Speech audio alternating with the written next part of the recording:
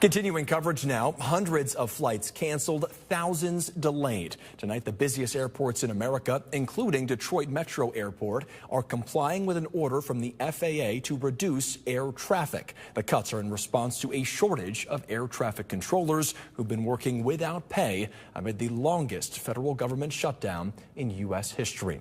So what should you do if you're planning to fly and your flight gets canceled? TV5's James Felton spoke to a local travel expert to find out. I have never seen the federal government impact the slowdowns of air travel like this, other than 9/11, of course.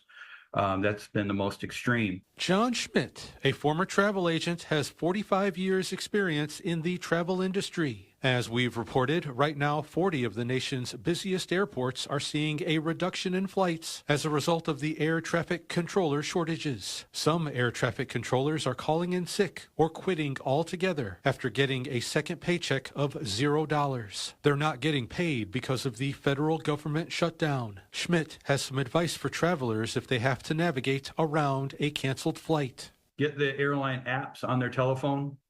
Some travelers don't like to do that, but I would highly recommend get that app on their phone if they book their travel on their own. They'll get immediate alerts. They'll also get updates on if flights have changed and if they've been reaccommodated on other flights. Schmidt says the best option is to work with a professional travel advisor, preferably one that offers 24-hour service, even if you have an airline app. Sometimes a reaccommodation may not be offered through an app that a travel advisor could see. And so if a flight, and it could happen, where somebody says your flight's just simply canceled, you can't get out for 3 days. Well, if a travel advisor is involved in the situation, they might have ways to reaccommodate on an alternate airline. Schmidt tells us it's times like these that travel advisors are most valuable. Not only are we here to do all the happy things, but we're here to fix problems. And so keep in contact with them, make sure they understand what your needs are, make sure if there's a change that they're going to roll their sleeves up and take the time in to help you resolve the issues. James Felton, WNEM, TV5.